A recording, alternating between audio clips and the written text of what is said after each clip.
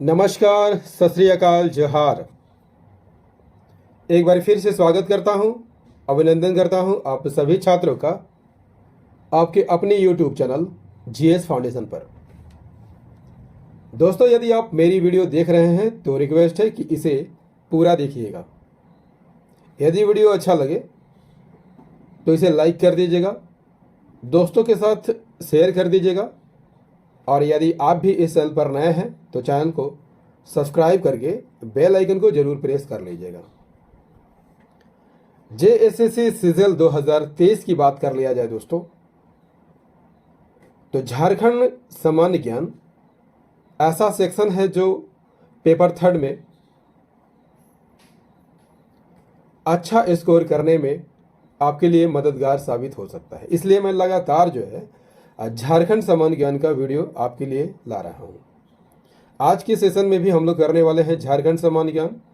आज के सेशन में भी सारे प्रश्न एक्सपेक्टेड लिए गए हैं, इंपॉर्टेंट लिए गए हैं, जिसकी परीक्षा में आने की काफ़ी संभावना है दोस्तों। तो चलिए फटाफट से इस सेशन को दोस्तों के साथ शेयर कर दीजिए। चलिए शुरुआत करते हैं आज के सेशन की। सेशन का पहला सवाल आपकी स्क्रीन पर। पहला सवाल क्या कहता है दोस्तों? झारखंड शब्द का प्रथम पुरातात्विक उल्लेख कहां पर मिलता है? अशोक के शिलालेख में, गुप्तकालीन ताम्रपत्र में, 13वीं सदी के एक ताम्रपत्र में या उत्तर मेरूर अभिलेख में? सही आंसर क्या हो जाएगा दोस्तों? सही आंसर हो जाएगा ऑप्शन नंबर सी, 13वीं सदी के एक ताम्रपत्र में झारखंड का प्रथम पुरातात्विक प्रमाण मिलता है। झारखंड शब्द का प्रथम पुरातात्विक प्रमाण 13वीं सदी के ताम्रपत्र से मिलता है। ठीक है। यदि आपसे पूछ लिया जाए दोस्तों कि झारखंड प्रदेश का प्रथम साहित्यिक प्रमाण कहाँ से मिलता है, याद कर लीजिएगा, ऐत्रेय ब्राह्मण से मिलता है। ऐत्रेय ब्राह्मण में झारखंड को क्या कहा गया है? पुंड कहा गया है या पुंड्र कहा गया है। ठीक है। चलिए नेक्स्ट क्वेश्चन, क्वेश्चन नंबर 2। ईसाई बनने के बाद जयपाल सिंह का नाम हो गया था ईश्वरदास, भगवान दास, नारायण दास या धर्मदास, धर्मदेवदास? ईसाई बनने के बाद जयपाल सिंह का नाम क्या हो गया था? सही आंसर हो जाएगा ऑप्शन नंबर ए, ईसाई बनने के बाद जयपाल सिंह का नाम ईश्वरदास हो गया था। जयपाल सिंह का मूल नाम क्या था दोस्तों? जयपाल सिंह का मूल नाम वेनंद पाहन था। इनका जन्म कहाँ हुआ था? टकरा गांव, खूंटी जिला में हुआ था। कब हुआ था? 3 जनवरी 1903 को हुआ था। ईसाई धर्म अपनाने पर इसका नाम क्या हो जाता है? ईश्वरदास हो गया था। लेकिन खूंटी के पुरोहित द्वारा इसका नाम क्या रखा गया था? जयपाल सिंह रखा गया था। इन्होंने, याद रखिएगा, 2 शादियां की थी। परीक्षा के दृष्टिकोण से इंपॉर्टेंट नहीं है, फिर भी आप जान लीजिए। इनकी 2 पत्नियां थी। पहले का नाम तारा मजूमदार थी और दूसरी पत्नी का नाम जहां आरा था। जयपाल सिंह हॉकी के खिलाड़ी भी थे दोस्तों, और उनके नेतृत्व में 1928 में एम्स्टर्डम ओलंपिक में हॉकी का पहला स्वर्ण पदक भारत जीता था। जयपाल सिंह 1939 में आदिवासी महासभा के अध्यक्ष बनते हैं। 1950 में उन्होंने झारखंड पार्टी का गठन किया था। इनकी मृत्यु कहाँ हुई थी? दिल्ली में हो गई थी। कब हुई थी? 20 मार्च 1970 को ब्रेन हेमरेज के कारण इनकी मृत्यु हो गई थी। Next question, question number 3। 24 Jain तीर्थंकरों में से कितने तीर्थंकरों ने झारखंड में निर्वाण प्राप्त किया था? Answer is the option number C, 20। 20 तीर्थंकरों ने झारखंड में निर्वाण प्राप्त किया था।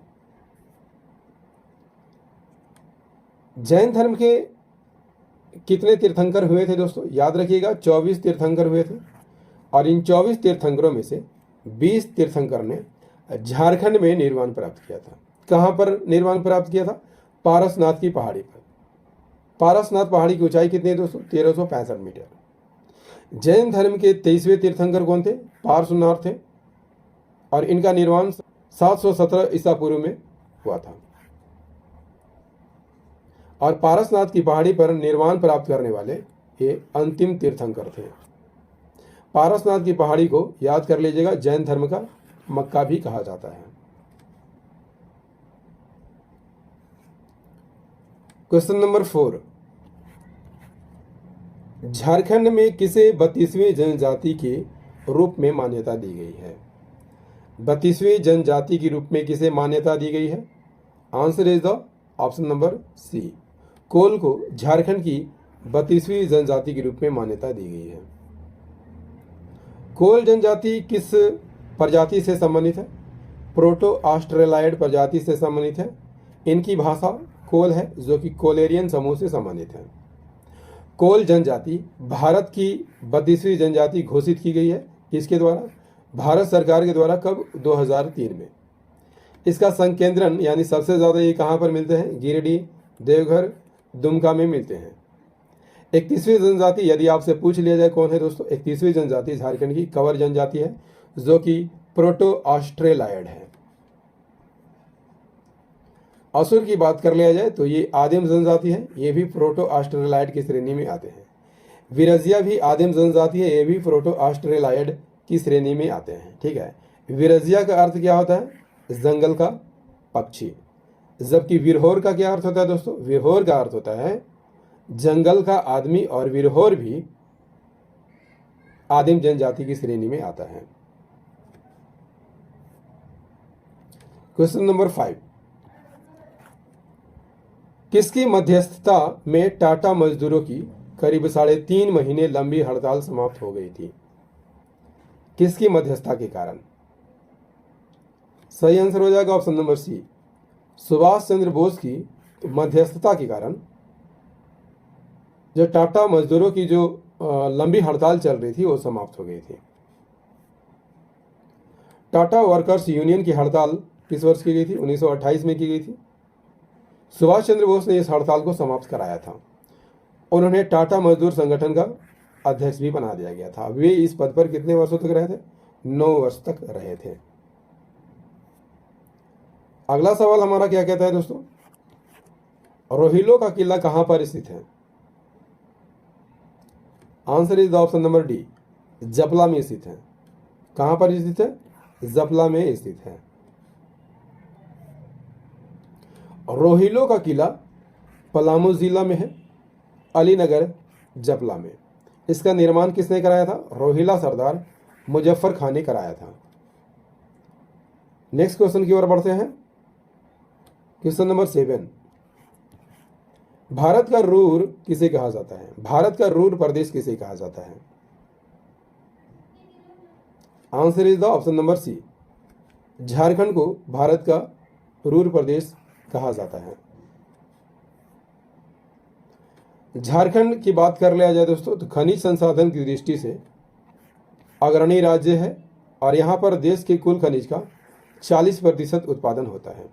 इसी कारण इसे भारत का रूर प्रदेश कहा जाता है। रूर कहाँ है दोस्तों? जर्मनी में रूर है, और इसी के नाम पर झारखंड को भी भारत का रूर प्रदेश कहा गया है। क्वेश्चन नंबर 8, आईसीसी के रेफरी पैनल में शामिल झारखंड की पहली महिला कौन थी? काफी इंपॉर्टेंट सवाल है दोस्तों। आईसीसी के रेफरी पैनल में शामिल झारखंड की पहली महिला कौन थी? सही आंसर हो जाएगा option number B, GS Lakshmi थी।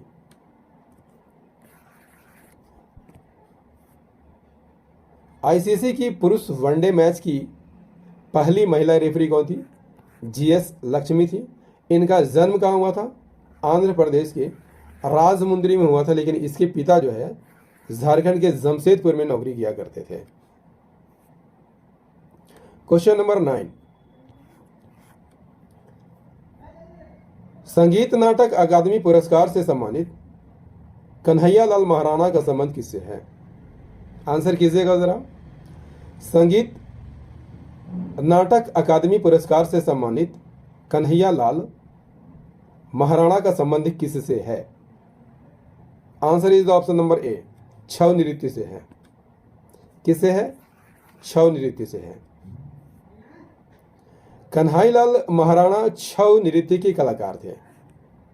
छऊ नृत्य कहाँ से प्रारंभ हुआ था? सरायकेला से प्रारंभ हुआ था और यह पुरुष प्रधान नृत्य है। विदेश में इसका प्रदर्शन भी हो चुका है। प्रदर्शन कब हुआ था? 1938 में हुआ था।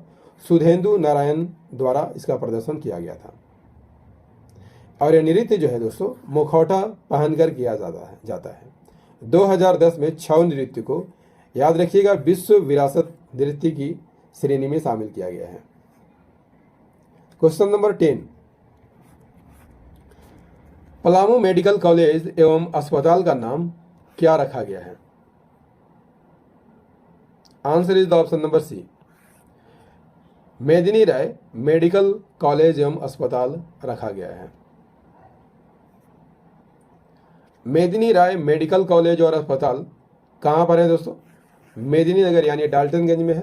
इसकी स्थापना कब हुई थी? 2019 में हुई थी और यह नीलांबर पीतांबर विश्वविद्यालय से संबंधित है। नेक्स्ट क्वेश्चन, क्वेश्चन नंबर 11,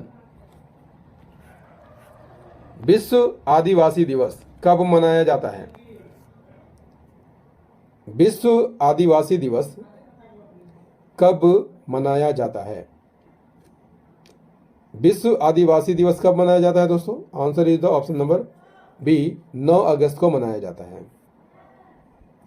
विश्व आदिवासी दिवस कब मनाया जाता है? 9 अगस्त को मनाया जाता है। आदिवासी के अधिकारों और सुरक्षा को बढ़ावा देने के लिए। इसकी घोषणा कब हुई थी? 1994 में हुई थी संयुक्त राष्ट्र महासभा द्वारा। क्लियर? चलिए क्वेश्चन नंबर 12, पारसनाथ एक महत्वपूर्ण ऐतिहासिक एवं धार्मिक स्थल है। बौद्धों का, जैनियों का, ईसाइयों का या हिंदुओं का? आसान सा सवाल है दोस्तों। पारसनाथ एक महत्वपूर्ण ऐतिहासिक एवं धार्मिक स्थल है। किसका? जैनियों का है। Answer is the option number B, किसका है? जैनियों का है। क्वेश्चन नंबर 13, जहांगीर के समय खुखरा का नागवंशी शासक कौन था?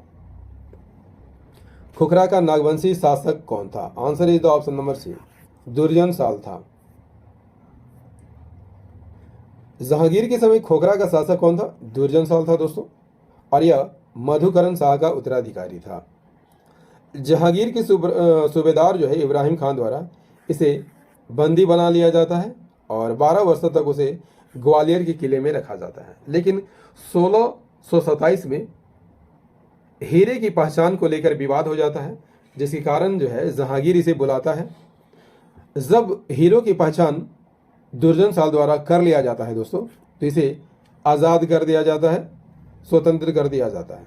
इसके बदले जो है दुर्जनशाल जहांगीर को कितना रुपया सालाना देने की बात स्वीकार करता है? 6000 रुपया। नेक्स्ट क्वेश्चन हमारा क्या है? क्वेश्चन नंबर 14, दुर्जनशाल ने वार्षिक कर के रूप में कितनी राशि जहांगीर को देने को स्वीकार किया था? तो बता चुका हूं दोस्तों, कितनी राशि? ऑप्शन नंबर बी, 6000 रुपए। नेक्स्ट क्वेश्चन, क्वेश्चन नंबर 15, दामिन ए को की घोषणा कब की गई थी? सही आंसर हो जाएगा ऑप्शन नंबर बी, 1824 में की गई थी। दामिन ए कोह क्या था दोस्तों? संथालों की भूमि को दामिन ए कोह नाम दिया गया था। कब नाम दिया गया था? 1824 में।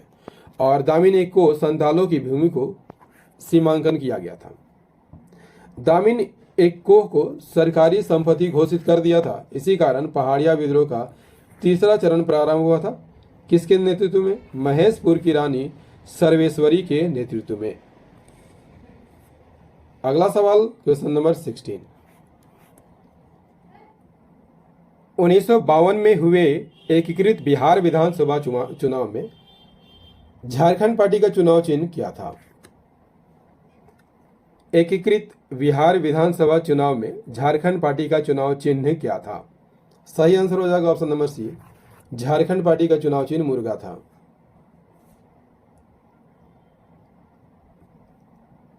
31 दिसंबर से 1 जनवरी 1950 तक आदिवासी महासभा का अधिवेशन कहाँ हुआ था दोस्तों? जमशेदपुर में हुआ था। इस अधिवेशन में जयपाल सिंह ने आदिवासी सभा का नाम बदल दिया और क्या कर दिया?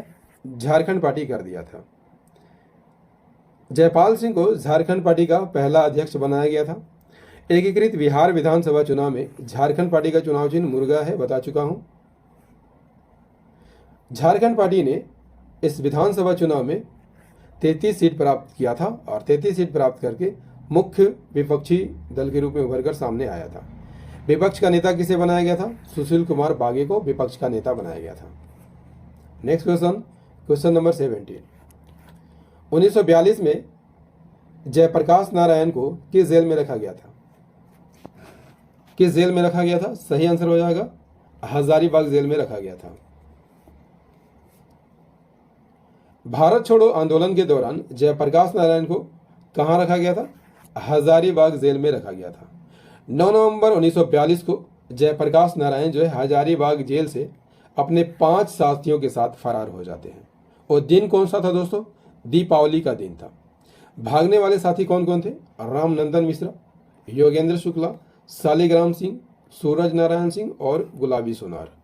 इन 5 साथियों के साथ वे हजारीबाग जेल से भाग गए थे। इसके बाद बाकी बचे कैदियों को कहां रखा गया था? नोट कर लीजिएगा, भागलपुर जेल में ले जाया गया था। ठीक है, चलिए क्वेश्चन नंबर 18।